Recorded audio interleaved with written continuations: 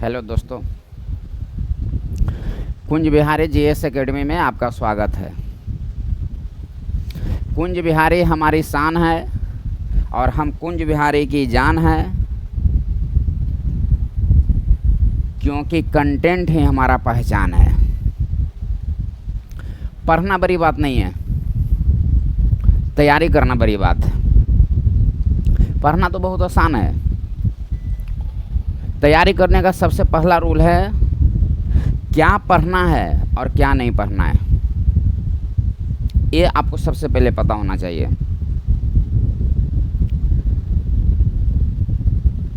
हम एक ही मेरा स्टेटमेंट है कि जो सब जाने वो जानिए, जो बहुत कम लोग जाने वो जानिए। मेहनत तो करना पड़ेगा मेरे भाई।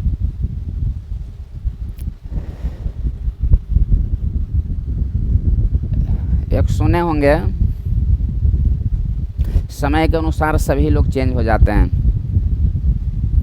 लेकिन आपके पास जो नॉलेज है, विद्या एक शाश्वत धन होती है जो कभी नहीं चेंज होती है।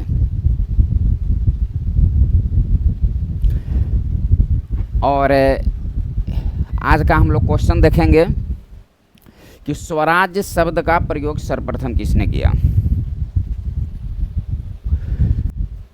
स्वराज शब्द का प्रयोग सर्वप्रथम किसने किया, यह आपका क्वेश्चन है। यहां पर देखेंगे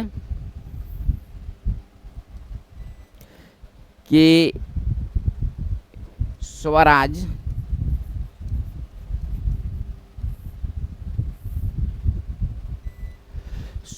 शब्द का प्रयोग सर्वप्रथम दयानंद सरस्वती ने किया।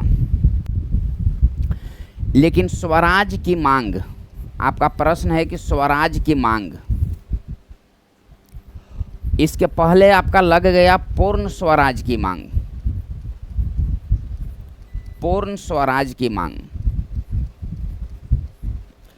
इसके पहले आपको लग गया कि पूर्ण स्वराज को परिभाषित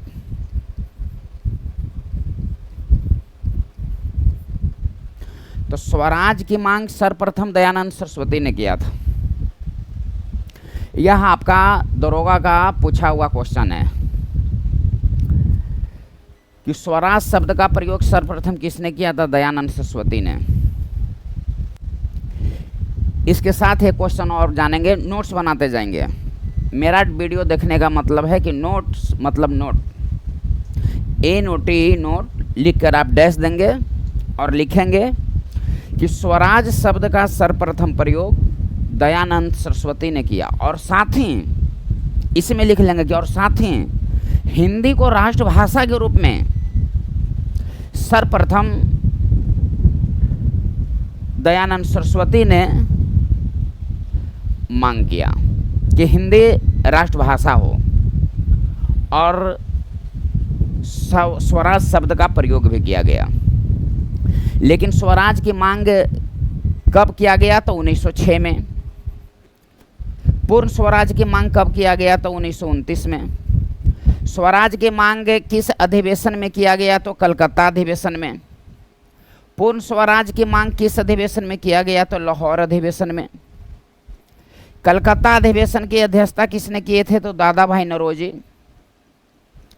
नौरोजी। लाहौर अधिवेशन की अध्यक्षता किसने किए थे, तो पंडित जवाहरलाल नेहरू। नौरोजी 1, 2, 3, नौरोजी साहब 3 बार कांग्रेस के अध्यक्ष बने। 1, 2, 3 नेहरू जी 3 बार नेहरू जी कांग्रेस का अध्यक्ष बने। लेकिन पूर्ण स्वराज को जो परिभाषित किया गया आपका, यह 1931 ईस्वी में कराची अधिवेशन में 1931 ईस्वी में पूर्ण स्वराज को परिभाषित किया गया। सरदार वल्लभ भाई पटेल के नेतृत्व में 1931 ईस्वी में कराची अधिवेशन हुई थी, और इसी कराची अधिवेशन में मूल अधिकार की मांग सबसे पहले किया गया।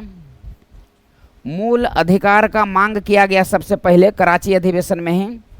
इसी अधिवेशन में कहा गया कि गांधी मर सकता है लेकिन गांधीवादी नहीं। गांधी मर सकता है लेकिन गांधीवादी नहीं। गांधीवादी नहीं। अब यहाँ आप ध्यान देंगे, स्वराज शब्द का प्रयोग सर्वप्रथम दयानंद सरस्वती ने किया। साथ ही हिंदी को राष्ट्रभाषा के रूप में अपनाने का सबसे पहले प्रयास जो है दयानंद सरस्वती के द्वारा किया गया। लेकिन यदि आपको क्वेश्चन दे दे कि हिंदी को राष्ट्रभाषा के रूप में, हिंदी को राष्ट्रभाषा के रूप में, हिंदी को राष्ट्रभाषा के रूप में 1925 ईस्वी में कानपुर अधिवेशन में सरोजिनी नायडू जो अध्यक्षता कर रही थी, वहाँ हिंदी को राष्ट्रभाषा के रूप में सबसे पहले मांग किया गया था। यदि प्रश्न आपको पूछेगा कि कांग्रेस के किस अधिवेशन में, कब, किसकी अध्यक्षता में, तब 1925 में कानपुर में सरोजिनी नायडू की अध्यक्षता में हिंदी को राष्ट्रभाषा को बनाने के लिए मांग सर्वप्रथम किया गया। लेकिन आपको प्रश्न पूछेगा कि स्वराज शब्द का प्रयोग और हिंदी को राष्ट्रभाषा के रूप में मांग किसने किया, तो दयानंद सरस्वती ने। अब यहाँ ध्यान से समझिए, स्वराज की मांग 1906 में, पूर्ण स्वराज की मांग 1929 में, पूर्ण स्वराज को परिभाषित, एक क्वेश्चन आप और हम सभी को जानते हैं। यहाँ पर आपको मिस्टेक होगा कि पूर्ण स्वराज को जो परिभाषित किया गया 1931 ईस्वी में कराची अधिवेशन में पूर्ण स्वराज को परिभाषित किया गया, और इसी में मूल अधिकार की मांग किया गया। गांधी मर सकता है लेकिन गांधीवादी नहीं, यह कराची अधिवेशन में ही कहा गया था। और दादा भाई नौरोजी और पंडित जवाहरलाल नेहरू, ये दोनों जो है 3 बार कांग्रेस के अध्यक्ष बने हैं। दादा भाई नौरोजी यहाँ जो है देखेंगे,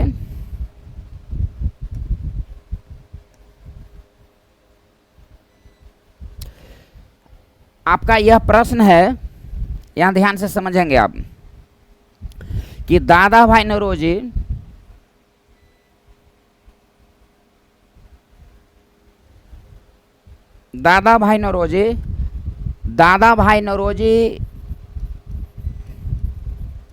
नोट बनाइएगा आप। दादा भाई नौरोजी को भारत का वयोवृद्ध पुरुष कहा जाता है, अंग्रेजी में ग्रैंड ओल्ड मैन कहा जाता है। दादा भाई नौरोजी को भारत की आशा कहा जाता है, भारत की आशा दादा भाई नौरोजी को कहा जाता है। भारत का पारस पत्थर दादा भाई नौरोजी को कहा जाता है, भारत का पारस पत्थर। यह भारतीय राष्ट्रीय कांग्रेस का प्रथम पारसी अध्यक्ष थे, ये आपको पता है, प्रथम पारसी अध्यक्ष थे दादा भाई नौरोजी, भारतीय राष्ट्रीय कांग्रेस का। प्रश्न दे देगा कि प्रथम गैर हिंदू अध्यक्ष, तो प्रथम गैर हिंदू अध्यक्ष दादा भाई नौरोजी थे। आपका प्रश्न जो है दे देगा कि यह अध्यक्ष 1886, 1893 और 1906, यह कांग्रेस का 3 बार अध्यक्ष बने। 1886 या 1906 यह कलकत्ता अधिवेशन में बने, कलकत्ता अधिवेशन की अध्यक्षता इन्होंने किया। 1893 में लाहौर अधिवेशन की अध्यक्षता इन्होंने किया। कलकत्ता अधिवेशन में ही ये मांग किया गया कि सिविल सेवा परीक्षा भारत में ही हो, 1886 के कलकत्ता अधिवेशन में मांग किया गया। 1906 के कलकत्ता अधिवेशन में मांग किया गया कि प्राइमरी शिक्षा मुफ्त हो, 1906 के कलकत्ता अधिवेशन में ही मांग किया गया। अब 1906 के कलकत्ता अधिवेशन में, यहाँ पॉइंट को आप समझेंगे कि 1906 के कलकत्ता अधिवेशन में ही अध्यक्षीय जो भाषण हुआ करता था दादा भाई नौरोजी का, जो अध्यक्षता किए थे, उनकी भाषण को गोपाल कृष्ण गोखले ने पढ़ा था।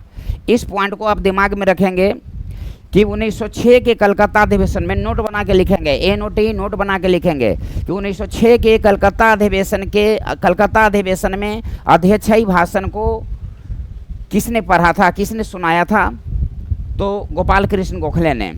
गोपाल कृष्ण गोखले ने ही दादा भाई नौरोजी के संदर्भ में कहा था कि यदि किसी व्यक्ति में देवत्व स्थापित है तो वह दादा भाई नौरोजी है। ये गोपाल कृष्ण गोखले का स्टेटमेंट था। दादा भाई नौरोजी, आप पिछला वीडियो आप देखेंगे तो उसमें बता चुके हैं कि ब्रिटिश हाउस ऑफ कॉमन्स में ब्रिटिश सांसद का चुनाव लड़ने वाले पहले व्यक्ति थे WC बनर्जी, और चुनाव जीतने वाले दादा भाई नौरोजी। अब दादा भाई नौरोजी से दिमाग में रखेंगे, ब्रिटिश हाउस ऑफ कॉमन्स में, ब्रिटिश संसद में पहुंचने वाले पहला एशियाई, पहला भारतीय, पहला श्वेत दादा भाई नौरोजी थे। 1892 से 95 तक इन्होंने सांसद रहा ब्रिटिश संसद में। किस पार्टी से? तो लिबरल पार्टी से। और किस क्षेत्र से? तो फिन्सबरी क्षेत्र से, फिन्सबरी क्षेत्र से। नोट बनाते जाएंगे, इसको आप माइंड में रखेंगे। अब यहाँ जो है देखेंगे कि दयानंद सरस्वती, स्वराज शब्द का सर्वप्रथम प्रयोग किया। दयानंद सरस्वती का बचपन का नाम, दयानंद सरस्वती का बचपन का नाम मूलशंकर था। दयानंद सरस्वती का बचपन का नाम मूलशंकर। इनका जो प्रथम गुरु थे संपूर्णानंद, प्रथम गुरु का नाम था संपूर्णानंद। और इनका जो वास्तविक गुरु माना जाता है, एकदम नोट बनाएंगे, वास्तविक गुरु माना जाता है स्वामी विरजानंद। यह नेत्रहीन थे, नेत्रहीन, इसको आप माइंड में रखेंगे। प्रथम गुरु संपूर्णानंद, वास्तविक गुरु विरजानंद। मूल शंकर से नाम दयानंद सरस्वती। इनके गुरु के सलाह पर ही चेंज हुआ, परिवर्तित हुआ, इसको आप माइंड में रखेंगे। तो प्रथम गुरु संपूर्णानंद, वास्तविक गुरु विरजानंद जो नेत्रहीन थे। दयानंद सरस्वती के द्वारा एक पुस्तक रचित है जिसका नाम है सत्यार्थ प्रकाश। सत्यार्थ प्रकाश, सत्यार्थ प्रकाश किस भाषा में लिखा गया है? तो हिंदी भाषा में, हिंदी भाषा में लिखा गया है। वेदों की ओर लौटो, ये सब साधारण क्वेश्चन है। वेदों की ओर लौटो, दयानंद सरस्वती का स्टेटमेंट जो है था। शुद्धि आंदोलन किसने चलाया? तो शुद्धि आंदोलन चलाया दयानंद सरस्वती ने, शुद्धि आंदोलन चलाया। अब शुद्धि आंदोलन का मतलब क्या हुआ कि जो हिंदू धर्म से दूसरे धर्म में जो परिवर्तन हो गए थे, वह जो पुनः जो वापस आए हिंदू धर्म में, इसके लिए एक आंदोलन जो है चलाया गया जिसका नाम है शुद्धि आंदोलन। वेदों की ओर लौटो, इसका मतलब भी वही हुआ कि यदि कोई व्यक्ति दूसरे धर्म को अपना लिया था, वह हिंदू धर्म में पुनः उसको वापस लाने के लिए वेदों की ओर लौटो स्टेटमेंट जो है दिया गया। और शुद्धि आंदोलन का अर्थ यही हुआ कि जब कोई व्यक्ति दूसरे धर्म को अपनाया और वह फिर जो वापस हिंदू धर्म में आना चाहा, इसके लिए एक मूवमेंट चलाई गई, जागरूक किया गया, उसको कहा गया शुद्धि आंदोलन। अब यहाँ पर देखेंगे कि आर्य समाज का संस्थापक दयानंद सरस्वती थे। आर्य समाज का संस्थापक। इसकी स्थापना कब हुई? तो 1875 में। ध्यान से समझेंगे, कहाँ स्थापना हुई? तो मुंबई में। नोट बनाएंगे कि आर्य समाज की स्थापना कहाँ हुई? तो मुंबई में। लेकिन अब यहाँ पर नोट आप बनाएंगे, आर्य समाज की स्थापना कहाँ हुई? तो मुंबई में। लेकिन इसका मुख्यालय कहाँ बनाया गया? तो लाहौर में। इसका मुख्यालय कहाँ बनाया गया था? लाहौर में। मुख्य स्थापना हुई 75 में, और मुख्यालय लाहौर में कब बनाया गया? तो 1877 में। और लाहौर में ही DAV स्कूल, दयानंद एंग्लो वैदिक स्कूल की स्थापना किया गया। इसको आप माइंड में रखेंगे। दयानंद एंग्लो जो वैदिक विद्यालय है, उसकी स्थापना जो किया गया वह सबसे पहले लाहौर में ही किया गया। दयानंद सरस्वती के नाम पर ही इस विद्यालय की स्थापना किया गया, दयानंद एंग्लो वैदिक विद्यालय। एक अलग टॉपिक के रूप में पार्ट बाई पार्ट सब चलेंगे। आर्य समाज, दयानंद सरस्वती, ब्रह्म समाज, जितने भी सामाजिक आंदोलन हुए, समाज में कुरीतियाँ को समाप्त करने के लिए जितने भी आंदोलन हुए, सबको टॉपिक बाय टॉपिक चलेंगे। लेकिन यहाँ पर हम लोग कम से कम समय में ज़्यादा से ज़्यादा हम लोग थोड़ा प्रयास कर रहे हैं। अब यहाँ पर एक प्रश्न जो है आपको देता है, यहाँ ध्यान से समझिएगा कि एक व्यक्ति के नाम थे सिरोल वैलेंटाइन सिरोल। इन्होंने भारतीय अशांति का जनक, आप कहीं क्वेश्चन देखे होंगे कि भारतीय अशांति का जनक, भारतीय अशांति का जनक, तो भारतीय अशांति का जनक किसको कहा गया है? तो बाल गंगाधर तिलक को भारतीय अशांति का जनक कहा गया है। लेकिन दयानंद सरस्वती को, आर्य समाज को भी वैलेंटाइन सिरोल ने भारतीय अशांति का जनक कहा था। आप दोनों क्वेश्चन को माइंड में रखेंगे, लेकिन जनरली आपको सेट वगैरह में हर जगह मिल जाता है कि भारतीय अशांति का जनक किसको कहा गया है, तो बाल गंगाधर तिलक को। किसने कहा? तो वैलेंटाइन सिरोल ने। लेकिन आप ये जानेंगे कि दयानंद सरस्वती को भी, आर्य समाज को भी वैलेंटाइन सिरोल ने भारतीय अशांति का जनक कहा था। इसके विरोध में दयानंद सरस्वती ने, इसके जवाब में दयानंद सरस्वती ने the history of Arya Samaj की रचना किया, और the history of Arya Samaj की रचना किया, और इसी पुस्तक में वैलेंटाइन सिरोल को वह कठोर जवाब देने का उन्होंने प्रयास किया। अब हम लोग यहाँ पर जो है देखेंगे, यहाँ पर देखेंगे दादा भाई नौरोजी के विषय में हम लोग जान चुके, दयानंद सरस्वती के बारे में जान चुके। अब यहाँ पर हम लोग देखेंगे कि पंडित जवाहरलाल नेहरू, बाल गंगाधर तिलक, बाल गंगाधर तिलक, बाल गंगाधर तिलक, तो आप ये जानिए कि लाल बाल पाल, लाल बाल पाल, लाला लाजपत राय, बाल गंगाधर तिलक, बिपिन चंद्र पाल, यह उग्रवादी दल के थे। और इसके साथ में जोड़ दीजिए अरविंद घोष, अरविंद घोष उग्रवादी दल के थे, उग्रवादी दल के। अरविंद घोष के विषय में बताए थे कि यह एक ऐसा क्रांतिकारी थे अरविंद घोष जो बाद में योगी बन गए। नोट करके लिख लेंगे कि लाल बाल पाल उग्रवादी दल के थे। लाल बाल पाल प्लस, आप उसमें प्लस जो है देंगे कि उग्रवादी दल के थे लाल बाल पाल और अरविंद घोष। और अरविंद घोष एक ऐसा क्रांतिकारी थे जो बाद में योगी बन गए। यह उग्रवादी दल के थे। बाल गंगाधर तिलक, यहाँ पर ध्यान देंगे, बाल गंगाधर तिलक, बाल गंगाधर तिलक कांग्रेस का अध्यक्ष कभी नहीं बने। माइंड में आप रखेंगे, कांग्रेस का अध्यक्ष कभी नहीं बने। आपका प्रश्न जो पूछता है कि निम्नलिखित में से कौन कांग्रेस का अध्यक्ष नहीं बने, तो बाल गंगाधर तिलक।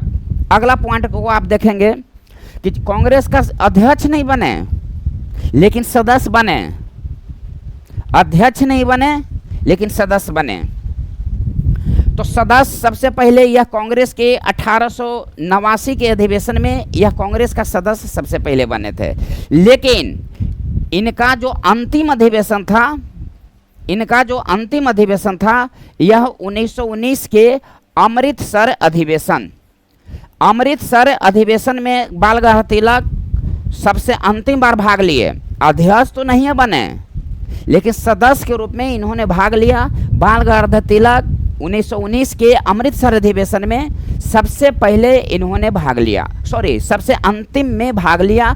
और 1 अगस्त 1920 को जब असहयोग आंदोलन जिस दिन शुरू हुई थी उसी दिन इनकी देहांत हो जाती है, 1 अगस्त 1920 को। तो आपका प्रश्न है कि जिस दिन असहयोग आंदोलन की शुरुआत हुआ उस दिन किनकी मृत्यु हुई, तो तिलक साहब का, 1 अगस्त 1920 ईस्वी को। दिमाग में रखिएगा, कांग्रेस को भिखमंगी संस्था बैंकिंग इंस्टीट्यूट बाल गंगाधर तिलक ने कहा था। इसको कैसे याद रखेंगे, तिलक ने बैंकिंग भिखारी संस्था का। अब तिलक लेगा पढ़ेगा तो तिलक लेगा तो भिखारी ही ना हुआ, तो इसको इस तरह से माइंड में आप रखिएगा। तो कौन कहा भिखारी संस्था, तो तिलक, तिलक, तिलक भिखारी संस्था का। और 1 अगस्त 1920 ईस्वी को इनकी मृत्यु हो गई।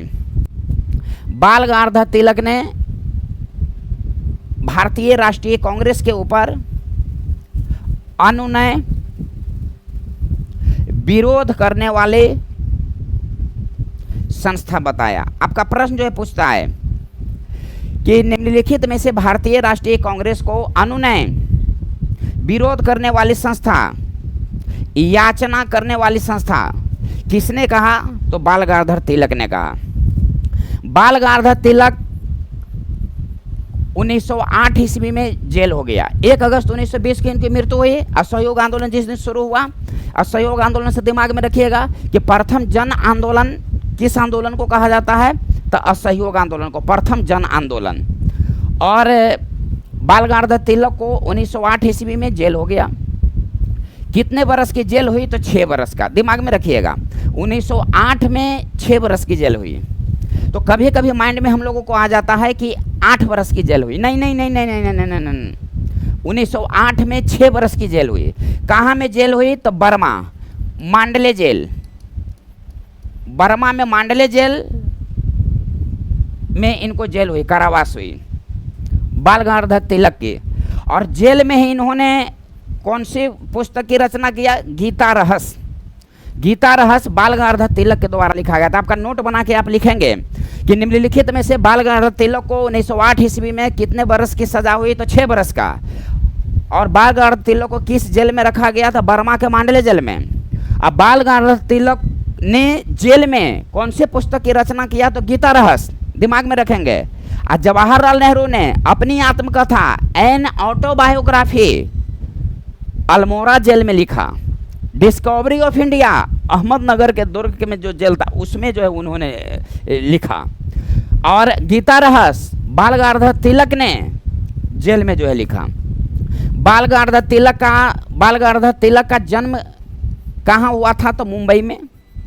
मुंबई में, इसीलिए मुंबई में गणपति उत्सव, यहाँ पर दिमाग में रखेंगे, इसीलिए मुंबई में गणपति उत्सव और शिवाजी उत्सव, गणपति उत्सव और शिवाजी उत्सव की शुरुआत किया गया बाल गंगाधर तिलक के द्वारा 1893 और 1895 में। क्वेश्चन आपको बहुत धड़ल्ले से मिलता है 1893 और 1895 में। तो आपका प्रश्न है कि मुंबई में गणपति उत्सव की शुरुआत किसने किया? तो बाल गंगाधर तिलक। और शिवाजी उत्सव की शुरुआत तो बाल गंगाधर तिलक। अब कब शुरुआत किया, इसमें आप मिस्टेक खा जाते हैं कि 1893 गणपति उत्सव होगा कि 1895 होगा गणपति उत्सव, इसमें मिस्टेक खा जाते हैं। मिस्टेक नहीं खाना है। अच्छा एक बात बताइए, 93 पहले है कि 95?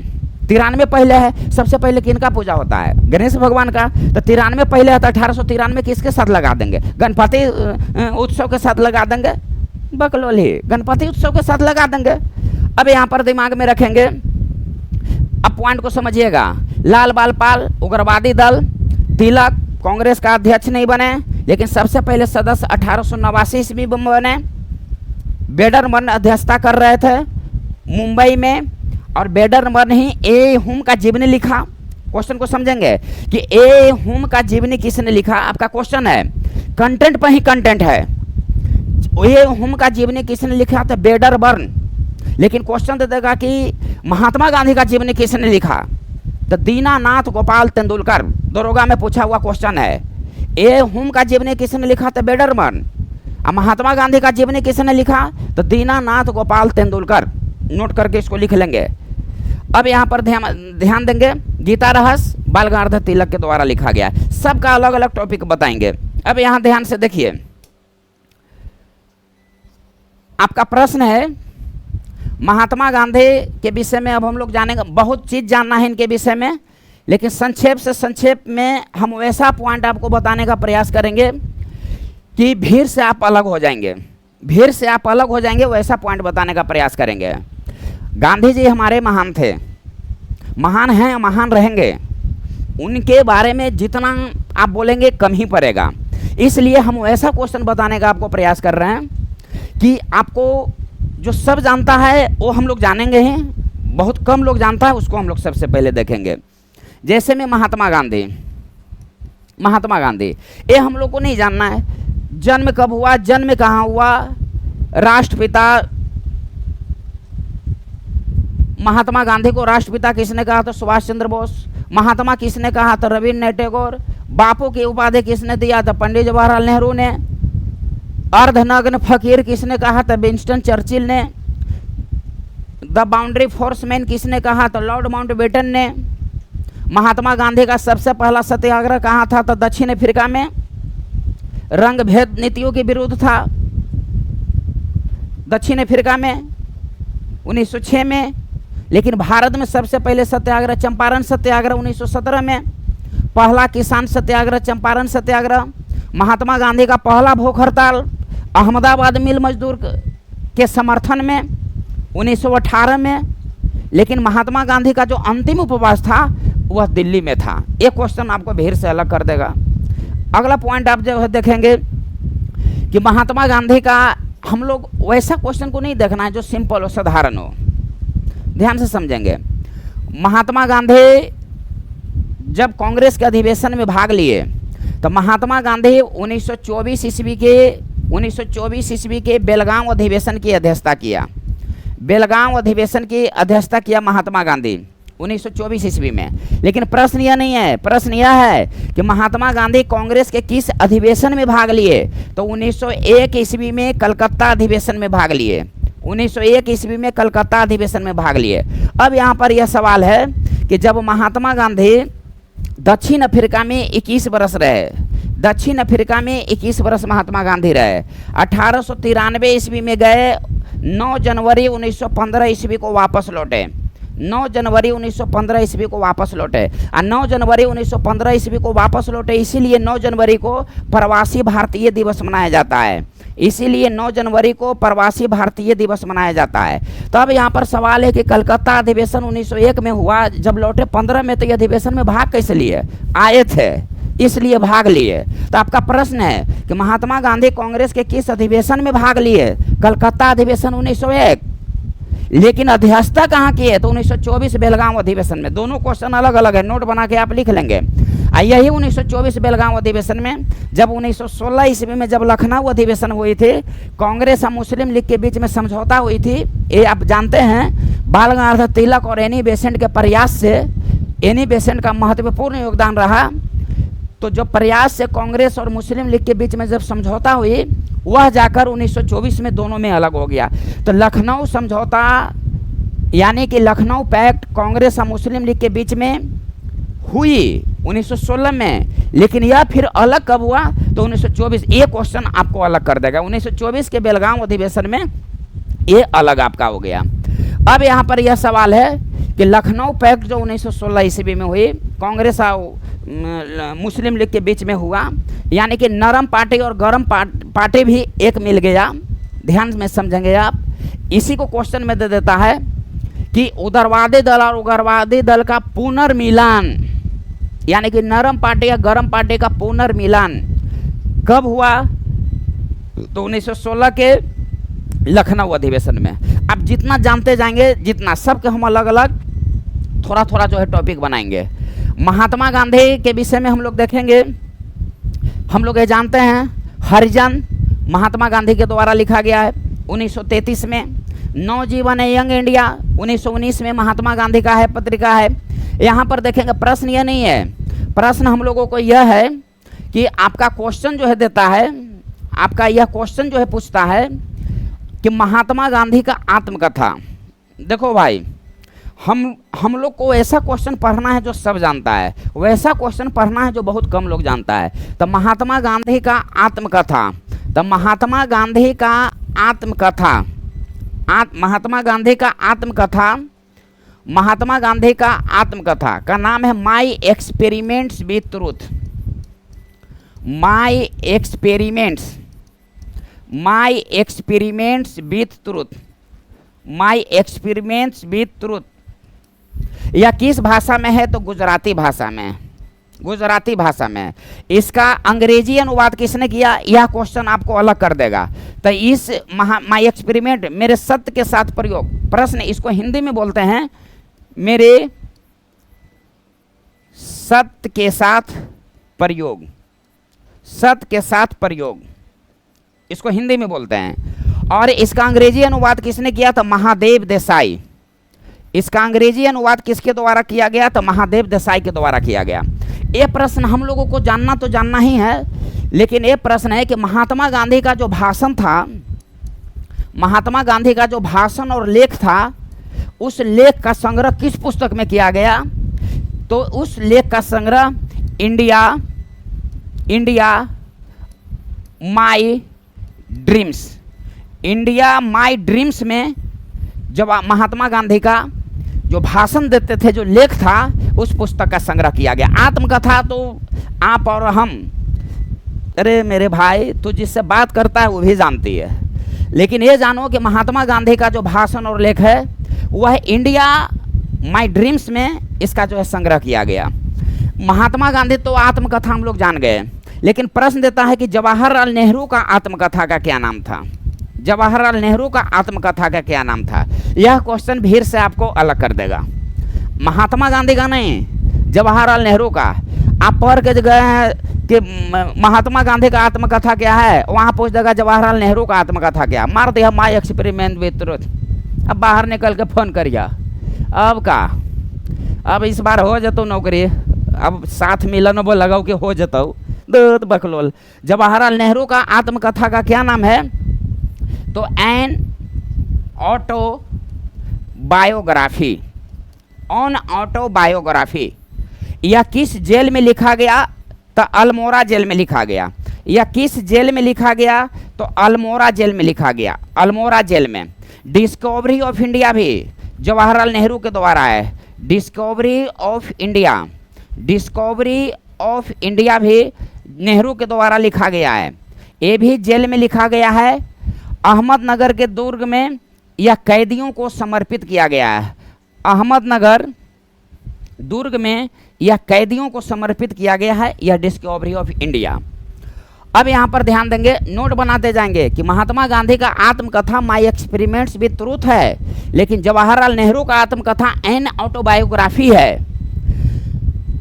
बाल गंगाधर ने गीता रहस्य को बर्मा जेल में लिखा, मांडले जेल में लिखा, लेकिन जवाहरलाल नेहरू ने एन ऑटोबायोग्राफी को अल्मोड़ा जेल में लिखा। इसको आप दिमाग में रखेंगे। इस तरह से जब तक आप नोट्स में नहीं बनाएंगे, जब तक रिजल्ट आने की संभावना नहीं है। अब यहाँ पर जो है ध्यान से देखिए, अब अगला पॉइंट जो हम लोग देखेंगे कि जवाहरलाल नेहरू कांग्रेस का 3 बार अध्यक्ष बने। पंडित जवाहरलाल नेहरू 3 बार अध्यक्ष बने, 1929, 1936 और 1937। तो 1929 में लाहौर अधिवेशन, यही ना पूर्ण स्वराज की मांग किया गया था जी। 1929 में लाहौर अधिवेशन में ना अब परिभाषित किया गया था कराची अधिवेशन में। तो पूर्ण स्वराज की मांग, अब पूर्ण स्वराज को परिभाषित एकदम नोट करके क्लियर करके लिखना है। 1936 लखनऊ अधिवेशन, 1937 फैजपुर अधिवेशन। ये 3 अधिवेशन की अध्यक्षता पंडित जवाहरलाल नेहरू ने किया।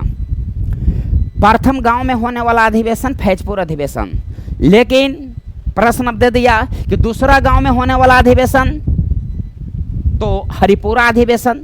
हरिपुरा कहाँ है? तो गुजरात में। हरिपुरे अधिवेशन की अध्यक्षता 1938 में सुभाष चंद्र बोस ने किया था। राष्ट्रीय नियोजन समिति की स्थापना 1938 में ही किया गया था इसी अधिवेशन में, लेकिन अध्यक्ष बनाया गया था राष्ट्रीय नियोजन समिति का पंडित जवाहरलाल नेहरू को। तो आपका प्रश्न देता है कि राष्ट्रीय नियोजन समिति का अध्यक्ष किसको बनाया गया था? पंडित जवाहरलाल नेहरू को। राष्ट्रीय नियोजन समिति का कब स्थापित किया गया था? 38 में। इसी अधिवेशन में हरिपुरा में ही 1938 में ही सुभाष चंद्र बोस की अध्यक्षता में। हरिपुरा कहाँ है? तो गुजरात में। सुभाष चंद्र बोस 2 बार अध्यक्ष बने, 38 और 39। 38 हरिपुरा, 39 त्रिपुरी। इसको आप माइंड में रखेंगे। त्रिपुरी कहाँ है? तो मध्य प्रदेश में। हरिपुरा कहाँ है? तो गुजरात में। तो त्रिपुरी में जब सुभाष चंद्र बोस अध्यक्ष बने तो त्याग पत्र दे दिए।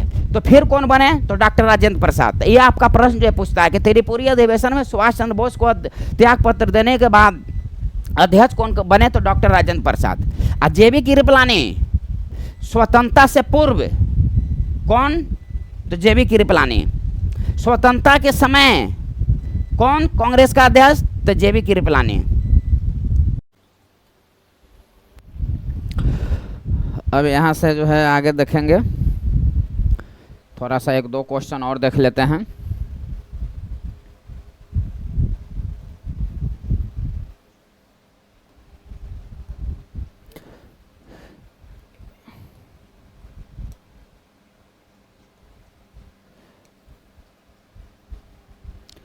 यहाँ जो है देखेंगे कि दो क्वेश्चन को आप माइंड में रखिए, नोट्स बना लीजिएगा कि ये जो सर्वोदय शब्द है, सर्वोदय और सविनय अवज्ञा, सविनय अवज्ञा, ये महात्मा गांधी ने सर्वोदय शब्द महात्मा गांधी ने, इसको आप नोट्स के रूप में बनाएंगे।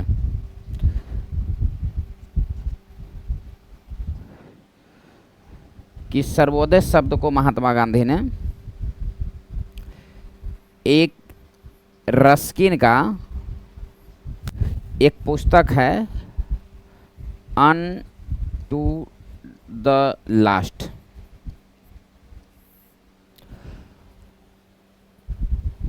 वहाँ से सर्वोदय की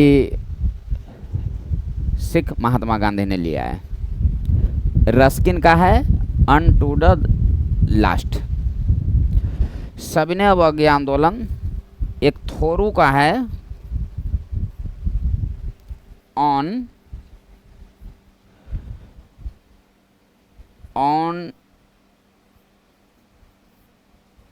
डिस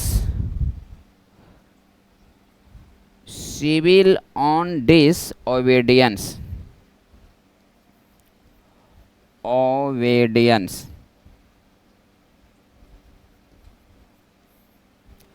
सिविल ऑन डिसओबीडियंस या ऑन सिविल डिसओबीडियंस, कुछ भी आप लिख सकते हैं। ऑन सिविल डिसओबीडियंस, इसको लिख लीजिए न पता चलेगा। ऑन सिविल डिसओबीडियंस, ओबीडियंस से ग्रहण किया है, से ग्रहण किया है। ये दो वर्ड को लिख लीजिएगा। ये आप जानते ही हैं कि महात्मा गांधी का आत्मकथा माई एक्सपेरिमेंट्स बेस्ड ट्रूथ, लेकिन महात्मा गांधी का लेख और जो भाषण का संग्रह है, महात्मा गांधी का लेख और जो भाषण का संग्रह है, ये बताए ही थे कि इंडिया ऑफ माई ड्रीम्स पुस्तक में है, पुस्तक में सब आपको कंटेंट जो है एकदम बिल्कुल एक पूछा हुआ क्वेश्चन है, सबके सब पूछा हुआ क्वेश्चन है, भीड़ से अलग कर देगा आपको, सब क्वेश्चन भीड़ से अलग कर देगा।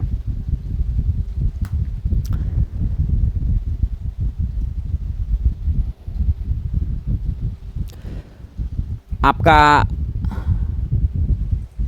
ए नोटिस देकर, नोट देकर जरूर इसको बनाएंगे।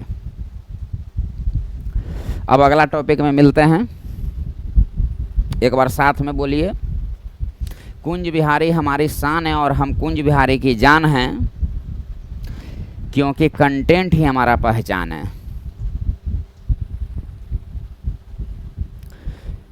मैंने बीपीएससी दरोगा सहित कुल 5 एग्जाम में निकालने का अनुभव है।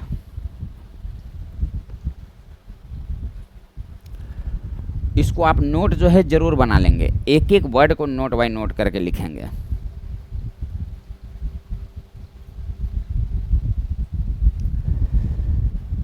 एक हमने भी बहुत प्रयास किया, लेकिन चलिए छोड़िए। एक चीज़ ज़रूर माइंड में रखेंगे कि चलता रहूँगा पथ पर, चलने में माहिर बन जाऊँगा, या तो मंजिल मिल जाएगी या अच्छा मुसाफिर बन जाऊँगा। एक चीज़ दिमाग में रखेंगे, कंटेंट ही हमारा पहचान है। आप नोट्स बनाइए, रिजल्ट हम देंगे। राधे राधे दोस्तों।